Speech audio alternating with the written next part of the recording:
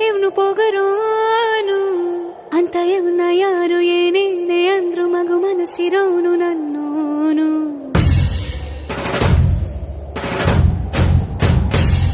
ಜಗಮುಂಡೋನು ಅಂತ ಊರ ಜನರು ಎಷ್ಟೇನೆ ಅಂದ್ರು ಮಹಾರಾಜನಂಕ ನನ್ನೋನು.